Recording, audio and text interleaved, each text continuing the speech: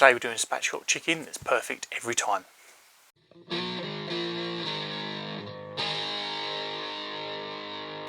Hi, welcome along to Barbecue Life, where great barbecue doesn't cost a fortune.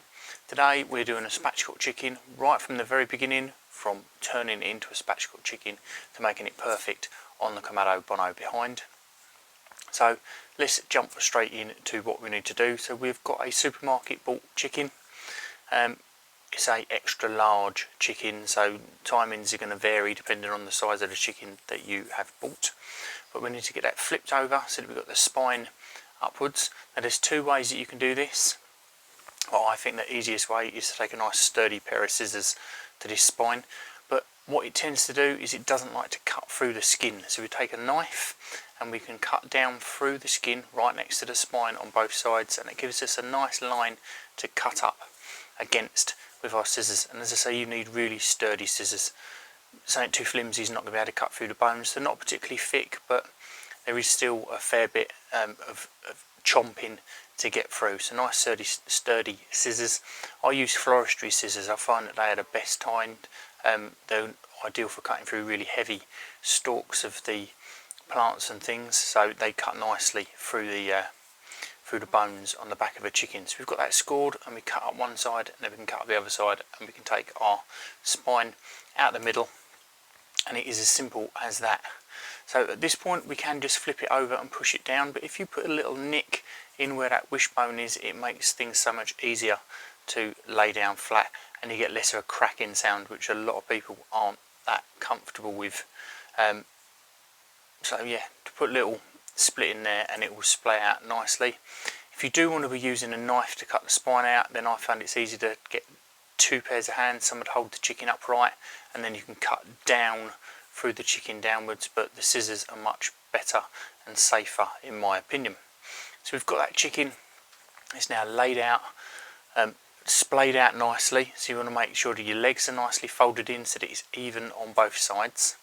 And then what a lot of people say with chicken is that it's quite hard to get the flavour into the meat itself. It just sits on the skin on the outside. So with a spatchcock chicken and roast chicken, as I tend to do now, is we need to put some slices into that, through that skin and into the meat, so that we can get some flavour into there. So we just go through the drumsticks, go through the thighs, up the breast, make it equal on both sides, because it makes presentation look quite nice if all your cuts are all symmetrical up each side. Once you get on the breast towards the bottom, you've got skin moving around all over the place. You need to hold it tight and then cut through. It can be a bit of a pain in the arse if your skin is really moving around a lot to get through the skin. Just make sure you've got a really sharp knife, and it shouldn't be too bad. So once we've got them slits into there, we can then go on with your rub of choice. Of course, today I'm using my own rub, umami oomph powder, which is available in the link below, but you can use any rub you want.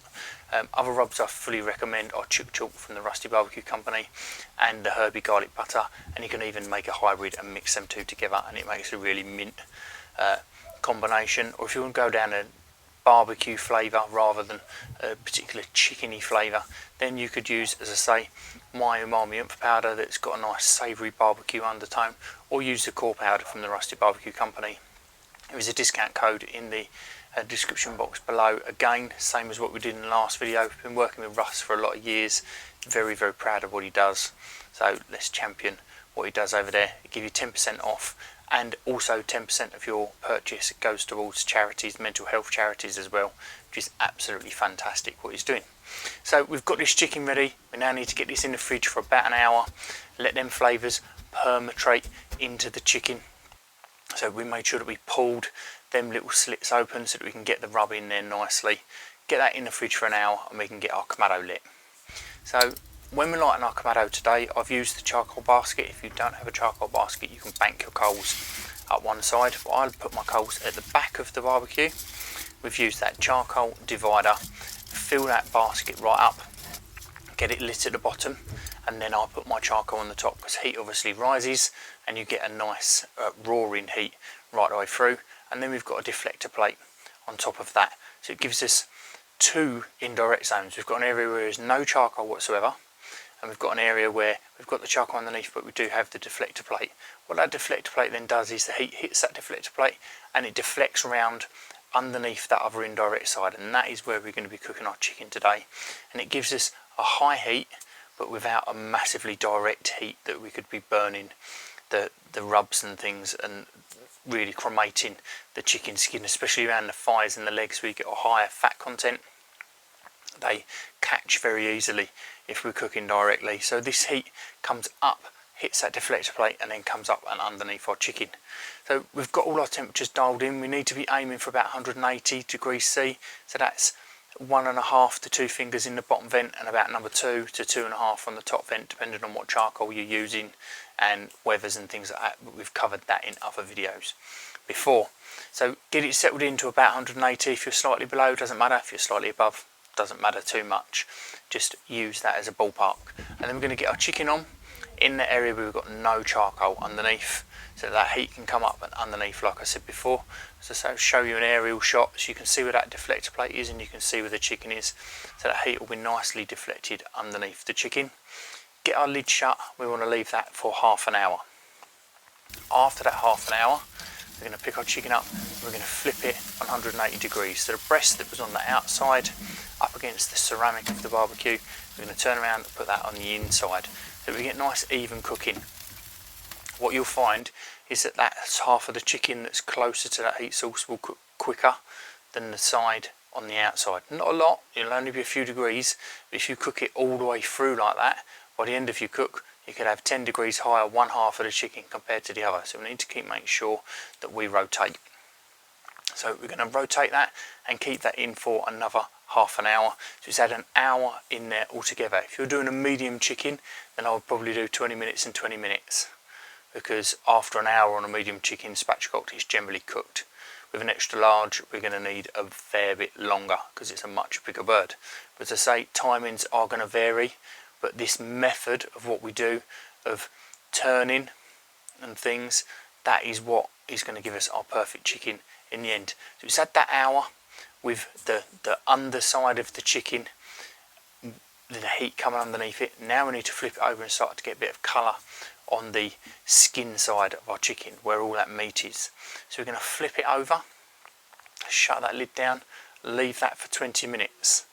Because we've not got a direct heat underneath it, it shouldn't burn, but we've still got a nice amount of heat coming up, hitting that deflector plate and coming underneath it. It is going to give us a nice bit of colour. After that 20 minutes we need to rotate it, so I tend to flip it over so I can see what colour I've got, and then I rotate it and flip it over so that that opposite breast is now closer to the heat source.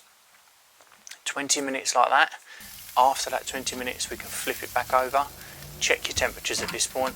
I checked my temperatures, I'm at 62 degrees, so I've got 12 degrees to go to hit 74, which everybody knows is safe for chicken. If you can't remember your safe temperatures for chicken, then remember 75, stay alive. It's a degree over where is safe. It's not going to completely dry a chicken by taking it a degree over, and it's a nice easy rhyme to remember, 75, stay alive. So we've now got it back with that underside of the chicken back on the grill grates and our skin and our flesh facing up. To finish this off for a bit more colour at this point, if you're still not cooked, you can open your vents right up, really let that air roar in there, and that is going to give you higher heat and it's going to give you more colour on that chicken. We've only got 12 degrees to go, so this took another 15 minutes. I opened them vents up and we hit 220 on the dial, so that grill grate temperature is going to be a bit higher than that as well, and that gave me a beautiful colour on the top and a total cooking time of just under 2 hours. As I said, this was a extra large chicken. If you're doing a medium chicken, then your timings are going to need to be adjusted. So you go 20 minutes, 20 minutes with the bone side down, and then flip it over, do sort of 10 minutes and then 10 minutes so that it's had less time, and then check your temperatures. If after that point you still need more cooking time, you can go another 10 minutes skin down, so it's still had a total of 20 either side. But you don't want to just go in too hard on that skin side down, because you can still burn it even though we are indirect. So I hope this has helped. Let's take our chicken off and we can get it sliced. So what you tend to find is when chicken is nicely cooked, them legs and thighs just pull away from the carcass really easy when we spatchcock it. So we've had one leg already come off at the thigh joint at the point we took it off the barbecue, so you can see that on the chopping board. We can take that off and we're going to cut straight through the joint. Just look at where things hinge and you'll be able to see where the joint is. Nice cut straight through there, and we've got a thigh and a leg for presenting. We're going to do the same on the other side, a nice thigh and a leg. One of the wings has fallen off as well. The other wing just needs a little nick to take that off. The little drummy end of the wing, I can never get them off of a chicken once we've cooked it like that. If we want to be taking it off before we have cooked a chicken, then they're super easy. Once they've cooked, they're so tender, they're a right pain to get off. So just use your little flat side. The other bits, pop the bones out nice and easily, and then we can just slice through the breast. You can see how beautiful succulent that breast is and perfectly cooked through. And that is how to cook your perfect spatchcock chicken on a Kamado. If you like what we're doing here at Barbecue Life, then please do smash that like button. Make sure you subscribe to the channel. It will show you when we've got future videos coming up. Especially if you ring that bell, you will get notifications instead of me just appearing on your feed page. That is really important because that helps the channel grow. If you click on things once you've received the notification, it will keep sending you notifications, and it will show other people that watch the same sort of content that you like. I'll come up on the recommended feed, so it really does help us grow. And if you have liked this video, then please do leave me a comment underneath. Let me know what you think. And if you've got any questions, you can leave them down there or send me an email from the website.